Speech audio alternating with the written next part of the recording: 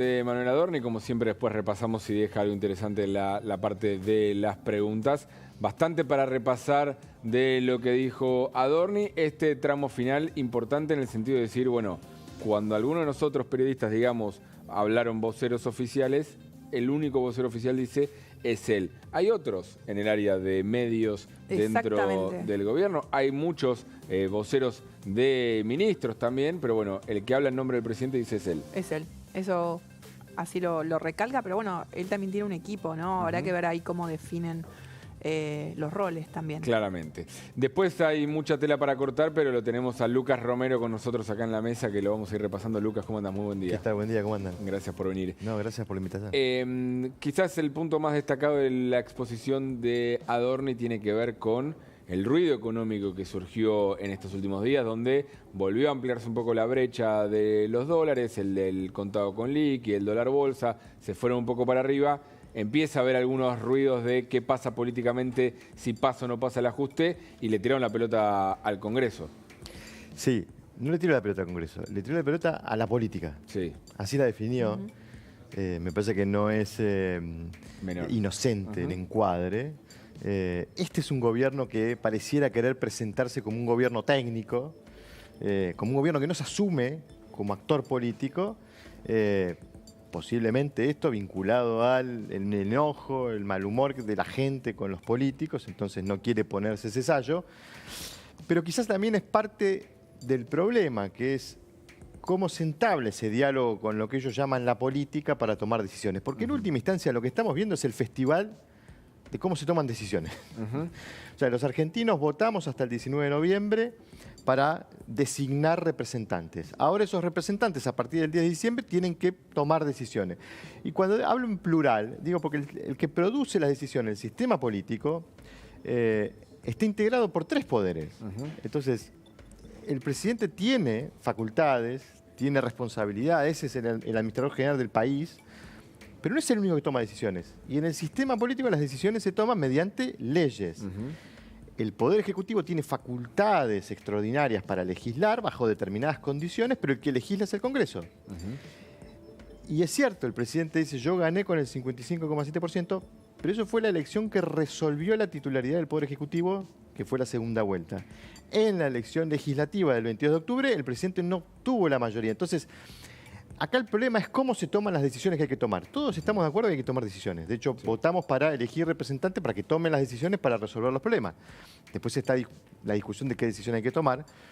Pero en última instancia, el proceso de toma de decisión no está centralizado en el Poder Ejecutivo. Sí, y el sistema representativo indica que hay representantes a diferentes partes de la sociedad y no una cosa uninominal de una persona. Acá empieza la discusión y todo el debate de, bueno, ¿qué decisiones son más importantes o menos importantes? ¿Qué decisiones son más urgentes, menos urgentes? Si conviene tomar todas las decisiones y discutir todas las decisiones juntas o discutir lo importante y lo urgente primero y después lo accesorio. Todo esto es lo que estamos viendo durante este espectáculo, que es cómo resuelve Milei su principal dilema político, que es que no tiene autonomía decisional. No puede tomar decisiones solo. ¿Vos creés que esta lógica de Milei mostrándose duro, intransigente y demás, es la postura real o es una postura también negociadora, decir yo soy duro a la hora de negociar? Porque uno escucha a Martín Menem y plantea que se pueden aceptar modificaciones. Uno lo escucha experto y también planteó de que la ley va a salir, dijo él, con modificaciones. Exactamente. Por eso, en este caso, también hay que discriminar entre lo que se hace y lo que se dice, o lo que se dice y lo que se hace. Yo creo que lo veo al gobierno muy alérgico a la palabra negociación. Reaccionó el presidente este fin de semana. No, nosotros no negociamos, porque el acto de negociar es un acto de la casta, es un acto de la política. Nosotros no negociamos, no somos políticos. Entonces no quieren ponerse en ese rol de asumir esa acción. Entonces buscan la vuelta de decir, bueno, aceptamos recomendaciones. Claro. Pero efectivamente están negociando. O sea, se está discutiendo qué cambios hay que introducirle a la ley para que la ley pueda avanzar, que es el objetivo final. No sabemos cuánto de la ley va a quedar en el camino. Porque ahí, dependiendo con qué actor de la oposición hables, te dice esto sí, esto no. Entonces ahí hay toda una discusión de qué se saca y qué queda. Algo va a salir, no sabemos cuándo, Pero en todo caso, insisto, este es el festival de cómo se toman decisiones. En eso está el gobierno, en eso está la oposición. Bueno, en eso estaremos durante todo este enero viendo de qué manera y a qué velocidad avanza este conjunto de decisiones que el gobierno ha denominado Ley de Bases para la Reconstrucción, bla, bla, bla. Ahora, Lucas, cuando vos tenés esa debilidad parlamentaria y esa alergia a negociar, ¿no? Por más que suceda en la realidad, porque incluso lo admiten en Casa Rosada, ¿no? Este doble rol de policía bueno, policía malo. Pero si tenés esa debilidad política, parlamentaria, mandar un proyecto de esta magnitud, digo, y como insisten a todo o nada, es un riesgo demasiado alto. Digo, ¿cómo quedás el 31 de enero si eso sale muy modificado o directamente no sale? Digo, Sí. ¿no? Es interesante la pregunta y, digamos, está planteada en el plano de lo estratégico. O sea, ¿qué le conviene o qué no le conviene al gobierno? Hoy tuvimos un intercambio con Gabriel en redes, porque yo tengo la posición de que yo creo que no es la mejor estrategia, Claro. porque el gobierno está necesitado de un par de decisiones muy relevantes. Y voy a poner un ejemplo concreto de por qué está necesitado.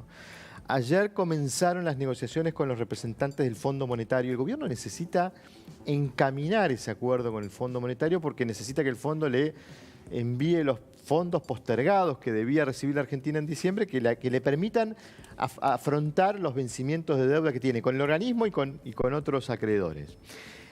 Esa negociación con el fondo, en algún punto, está supeditada a en qué medida el gobierno garantiza que lo que dice que tiene, lo tiene. El primer paquete de decisiones que anunció este gobierno fue el programa económico que anunció Caputo en aquella aquel famoso mensaje, creo que del 12 de diciembre. Allí Caputo nos advertía que el gobierno iba a ir a déficit cero. Y después el Ministerio de Economía difundió una serie de cálculos, de proyecciones respecto de cómo se iba a ir a déficit cero. Eso incluía, por ejemplo, un ahorro en materia previsional, un ahorro en materia de recaudación por bienes personales, un ingreso excedente por moratoria o por blanqueo. O sea, hay una cantidad de proyecciones que dependen de decisiones que hoy no están tomadas. Y yo creo que el Fondo Monetario está mirando esto. Y el Fondo Monetario dice, bueno, está bien, vos me presentás el programa, pero demostrame que tenés estas decisiones. Bueno, ¿tenés estas decisiones? ¿Hay soporte político, hay apoyo político a este programa económico? Y parte de esas decisiones están metidas dentro de ese proyecto de ley ómnibus, en donde hay temas que no son tan urgentes como estos. Claro. Y quizás el gobierno podría haber negociado estas decisiones urgentes para poder acordar rápidamente con el fondo y poder empezar a encaminar el programa económico y evitar esto que Adorni le asigna o le adjudica a la política, que es el incremento de los dólares financieros, y después seguir negociando el resto. Es cierto, yo no desconozco la alternativa que plantea Gabriel, que es, che, y si hubiera hecho eso, ¿le aprobaban algo más?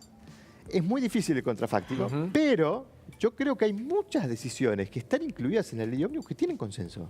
Sí. Sí, hay muchas que sí y muchas otras que no. Por eso mi planteo también es, acá hay una estrategia política ante la debilidad, de cómo te plantás ante esa debilidad. Exactamente, sí. Mucho aprendizaje de haberlo hablado también con Mauricio Macri, de cómo fue el manejo de Mauricio Macri también, de su relación con el Congreso, que fue yendo tema por tema y cada uno de los temas significaba una negociación nueva, un debate nuevo, y que te coman los riñones, como se puede decir. El problema acá es que es cierto, pero en la comparación con Macri, Milei tiene menos tiempo que Macri. Sí. Porque la situación es más apremiante. Y yo creo que Milei necesita dos cosas muy urgentes, que es convencer al mercado que esto es viable políticamente, y eso es muy importante, sobre todo por esto que mencionaba Adorni de los dólares financieros. O sea, si Milei no le envía al mercado señales de que esto camina, el mercado se va a empezar a impacientar porque el mercado va a empezar a descontar que este gobierno va a tener que volver a devaluar para volver a corregir el atraso cambiario que se está generando durante esta semana. Es decir, hay una necesidad apremiante de enviar señales políticas al mercado y finalmente, la más importante, la de responderle a la gente y enviarle señales, por lo menos de acá un plazo prudencial, de que este programa está empezando a resolverle los problemas porque él necesita que esa legitimidad de origen no se le desmorone por la legitimidad del ejercicio o por la falta de aprobación en el ejercicio del poder. Necesita goles de alguna manera. Necesita resultados y esos resultados no pueden esperar mucho tiempo. Entonces, ahí es donde hay que calibrar urgencia con tiempos, con posibilidades, ¿no? Es decir, ¿qué puedo hacer en qué tiempo para atender qué urgencia? Y ahí viene, insisto, esto es discutible, ¿no? No quiero decir que yo tengo la verdad. Digo, es una gran discusión respecto de cuál es la mejor estrategia, la estrategia óptima, si se quiere, para desolver un jeroglífico, porque lo que tiene enfrente Milei es un jeroglífico. Es que de hecho, Lucas, en el Congreso, donde vamos a ir ahora también, que está el móvil de la Nación Más, muchos miran todavía sin entenderlo demasiado a Milei y a sus funcionarios, porque muchos de sus funcionarios no los conocen. Digamos, no tienen, salvo Guillermo Franco, que es alguien que viene de la política, entonces tiene conocidos, pero tampoco es uno de los que estuvo en primeras planas. A Nicolás Pose, jefe de gabinete, no lo conocen. A Guillermo Ferraro, ministro de Infraestructura, no lo conocen. Al segundo de Pose, que también está participando de reuniones, Rolandi, no lo conocen. A Martín Menem, conocen el apellido, pero no lo conocen. Entonces son todos diálogos nuevos y la pregunta que se hacen es, acá hay una estrategia detrás, y es esta discusión que tenemos quizás, hay una estrategia detrás de ir por todo y después ir negociando y sacar lo mayor posible ahora, o en realidad fueron sumando, a ver, vos que necesitas, mandemos todo y después vamos viendo y que se acomoden los yo te agregaría algo más que me parece que es peligroso para el gobierno, que es plantear esta discusión en términos de, bueno, necesito que me apoyen, pero los que no me apoyan los acuso de coimeros, de entongados, de defensores de privilegio. Y esto de, son responsables ustedes de este desastre, cuando la política lo que está queriendo es dialogar y ver cuáles de todas estas decisiones tienen acuerdo y cuáles no. Me parece como que hay una cuestión de no habilitar el contexto de diálogo que se requiere para poder acordar con los diferentes actores. En ese clima va a recibir hoy la Cámara de Diputados el inicio de este debate de la ley ómnibus. Ahí está trabajando Tomás Díaz Cueto. Tomás, ¿cómo estás?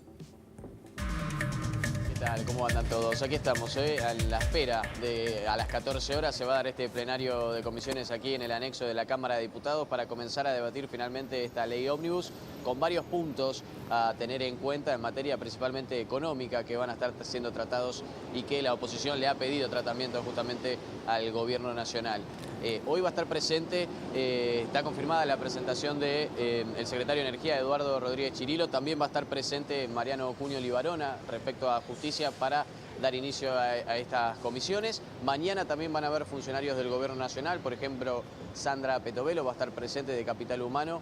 Y cada uno de los funcionarios que estén en las exposiciones van a tener hasta 3 horas de respuestas, de preguntas y tener que dar respuestas ante la oposición con el fin de esclarecer ciertos puntos, como puede ser lo que estuvimos mencionando previamente, ¿no? La ley de ganancias, lo que tiene que ver con la ley de tierras, lo que tiene que ver con la ley de pesca, bueno, varios ítems en materia económica puntualmente que van a ser tratados tanto hoy como mañana, en jornadas muy extensas, pero por ejemplo hace un rato nada más habló Rodrigo de Loredo de la Unión Cívica Radical, que dijo que no van a vetar absolutamente todo, ni tampoco van a hacer un cheque en blanco, que quieren justamente escuchar a los funcionarios del Gobierno Nacional para poner quizá más claridad sobre algunos puntos de esta ley ómnibus. Así que a partir de las 14 esperaremos declaraciones y por supuesto este debate que ya la semana pasada había comenzado caliente con algunas idas y vueltas justamente aquí en una de las comisiones en el anexo de la Cámara de Diputados. ¿Ya se ve movimiento por ahí, Tomás, o de diputados dando vuelta o todavía está muy frío? Únicamente vimos entrar al diputado Sago de la Libertad Avanza, pero por ahora todo muy tranquilo. Restan todavía unas 2 horas y media para que comience este debate, así que novedades van a haber seguramente en la continuidad informativa aquí en La Nación Más. Muy bien, nos avisas ante cualquier novedad. ¿Cómo no? Y seguimos con Lucas Romero, con Ceci Devana también analizando los temas políticos, esta ley ómnibus que se empieza a debatir hoy. Y habló Martín Menem, si querés, Lucas, lo escuchamos porque también marca un poco la línea de por dónde podrían llegar a ir las negociaciones de la Libertad Avanza.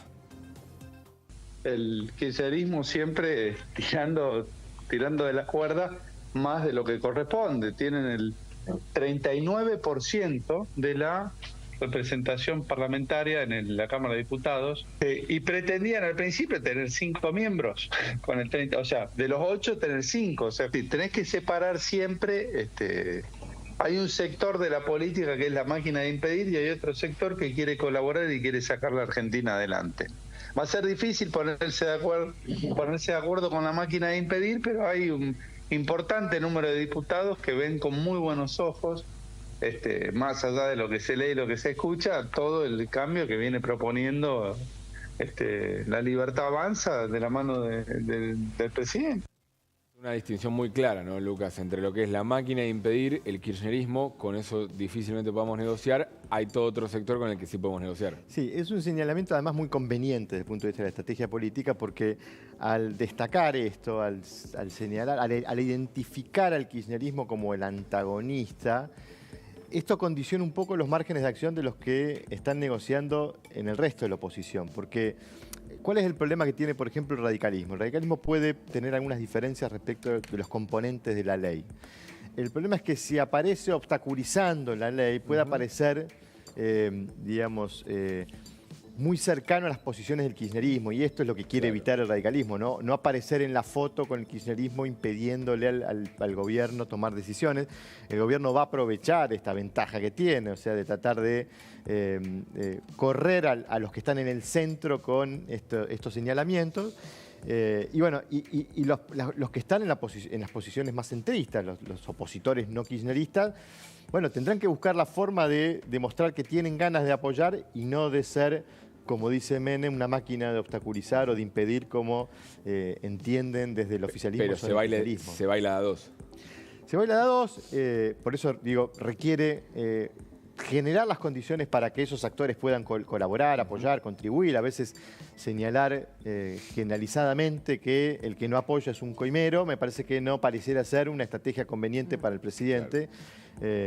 Pero entre los que son los actores quizás más autorizados para ese diálogo, uno no encuentra esas expresiones, ¿no? En Francos, en Menem, pareciera que hay ahí más delicadeza en cómo tratar a cada uno de los actores con los que se está negociando. Ahora, ¿cuánto dura, Lucas, esta estrategia, digamos, de diferenciarte permanentemente de la casta, de la política, como si el oficialismo no fuera parte de eso?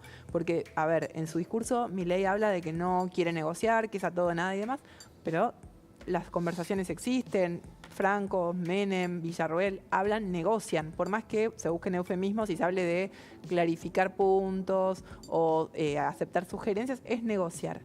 ¿Cuánto podés sostener que no sos parte de o este modo distinto de buscar hacer política? Bueno, digamos, ahí el oficialismo va a estar preso de los resultados, ¿no? Los resultados van a terminar de imprimir la interpretación que la gente haga de lo que el gobierno hace o no hace, independientemente de si el gobierno se reconoce casta o no casta.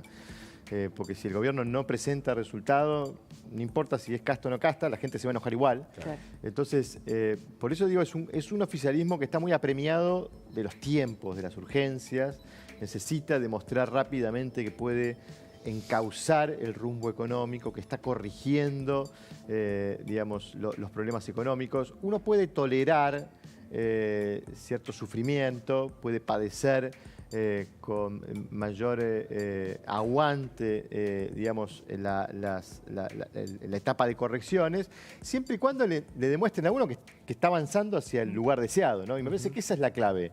Puede ser que la inflación sea alta durante mucho tiempo. La clave es demostrar a la gente que la inflación está bajando. Claro. Y esto es lo que necesita el gobierno, demostrar con mucha contundencia y claridad. Yo te diría, no mucho más allá del primer semestre de gobierno. Ellos identifican mayo como el mes en el que podría haber algún índice favorable en cuanto a la baja de la inflación y dicen, bueno, el desafío es llegar a mayo, ¿no? Esto lo decía muy bien, lo explicaba muy bien Daniel Kahneman con la teoría de las perspectivas, ¿no? La experiencia inmediata anterior es la que define el juicio de valor de las personas, ¿no? Si venimos de 20 y ahora estamos en 15, ese 15 se ve como algo bueno. Si venimos de 20 y ahora estamos en 25, o si venimos de 10 y estamos en 15, ese 15 se ve de manera negativa. Es decir, de dónde venimos le imprime la interpretación a la gente y a la opinión pública de qué es lo que el gobierno está haciendo. ¿Estás haciendo mediciones vos en este mes? Estamos en este momento cerrando nuestro estudio de enero. El estudio inicial de diciembre fue un estudio que nos dio una buena expectativa de la opinión pública respecto del gobierno, o sea, mucha esperanza de que el gobierno fuera mejor que el anterior. Claramente había una mayoría que creía efectivamente que eso era así. La imagen del presidente era una imagen con saldo positivo, cerca del 50% de imagen positiva, 40% negativa, es decir, una imagen bien buena para comenzar el ciclo. No parecieran ser valores que nos hablen de un fenómeno de opinión pública muy significativo a favor del gobierno. Es decir, me parece que la expectativa de la opinión pública está un poco condicionada por el contexto, ¿no? La gente quiere ver antes de creer. No es Alberto Fernández al principio No de la es el pandemia. Alberto Fernández de inicio de la pandemia, con, en nuestro caso, 60% imagen positiva, en otros colegas más alto, pero en nuestro caso 60%. No es ese comienzo. Este es un presidente que tiene 48% de imagen positiva, 40% de negativa, que necesita y va a necesitar demostrar rápidamente porque no hay mucha paciencia en la gente. Ahora, en el medio estamos hablando de esto del debate de la ley Ómnibus. Y hay muchos sectores diciendo, bueno, lo que está haciendo Milei también entre la ley Ómnibus y el DNU es pelearse con todos. ¿Sí? Porque uno empieza a repasar, de hecho hay una nota del diario La Nación hoy muy buena, asterisco al pie, el vocero Manuel Adorni quejándose del diario Papel. Sigue existiendo el diario Papel, así que como periodista que viene de la gráfica lo voy a defender al diario de Papel todavía. Pero decía, muestra los diferentes sectores que se están viendo afectados por, o tocados o preocupados por lo que está planteando Milei. ¿Crees que eso va a ser también una caja de resonancia en el Congreso? Digamos, esas cuestiones sectoriales que se trasladen al Congreso, generando también este ruido también y quizás algunos de Milei diciendo, bueno, ahí están las coimas que decíamos, defendiendo a los sectores que están siendo tocados. Sí, bueno, sí, claro. A ver, todas las regulaciones del Estado estaban orientadas a proteger determinados intereses. Eso es así, digo, está en la naturaleza de la regulación. Nadie regula para perjudicar gente, regula para protegerse de determinado interés sectorial. El problema es que se habían acumulado tantas regulaciones que ya, digamos, volvían dificultoso que la economía funcione. Este es un poco el espíritu general de lo que Milei está intentando hacer. Ahora, cuando uno desregula, desprotege, aparecen sectores afectados. Y cuando esos sectores afectados son muchos, eso puede volverse inconveniente, ¿no? Dar tantas batallas, tantas peleas al mismo tiempo, desde una condición de debilidad puede ser una decisión inconveniente.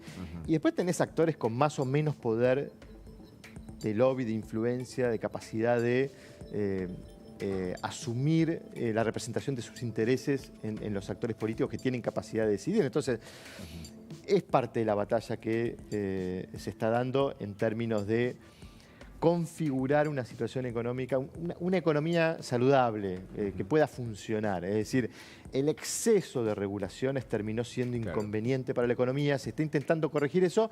Eso no implica que no se afecten intereses, que no se afecten sectores, ¿no? Veamos, tenemos esa nota, si querés así repasar brevemente los sectores afectados. Exactamente, ahí lo vemos. En primer lugar, los farmacéuticos. Tocados sobre todo por el tema de los medicamentos que se pueden pasar a vender en mayoristas. Exactamente, por ejemplo, en supermercados, exactamente, Gaby. Después el tema de los médicos. Más adelante vemos empleados estatales, que bueno, ahí están en pie de alerta, hay de hecho novedades respecto a lo que va a pasar el jueves. Bueno, pesqueros, que es uno en los que el gobierno dio marcha atrás. Ellos detestan la expresión marcha atrás, dicen no, clarificamos puntos. Clarificamos. Bancarios, cultura, otro de los sectores también que está en pie de alerta. Bueno, sindicatos, 24 de enero, al menos todo indica que se mantiene el paro y movilización de la CGT. El sector de los abogados, el sector energético, el fútbol y azucareros y limoneros. Azucareros, otro de los puntos en el que el gobierno, bueno, tuvo que tener charlas y acercar posiciones. Y estos son sectores que ya se fueron presentando ante la justicia, la gran mayoría de ellos, presentando amparos, intentando frenar el DNU, y esto va a marcar sin dudas el clima del verano para el gobierno de Milei, ¿no, Lucas? Sí, a ver, está queriendo imprimirle nuevas reglas a la economía y de vuelta, acá viene la discusión de si conviene hacerlo todo junto o conviene ir avanzando de a poco en la medida de las posibilidades que ofrezca la fortaleza política que se tiene. Porque hay aspectos, insisto, de esta desregulación que son más o menos importantes, que tienen más o menos impacto, pero en última instancia el principal objetivo económico que tiene Milei es ordenar la macroeconomía.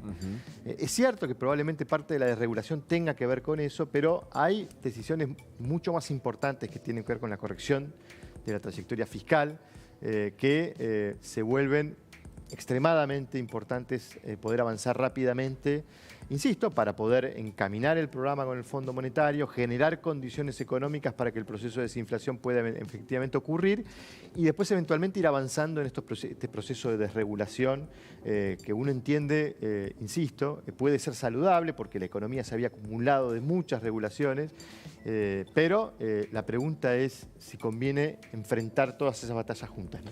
Y la respuesta la veremos con los La respuesta la veremos con el tiempo, seguramente. Lucas, muchas gracias por venir. No, por favor, un placer. Y seguimos en el tema político, vamos a Casa Rosada y está Nacho Damonte. ¿Qué novedades, Nacho?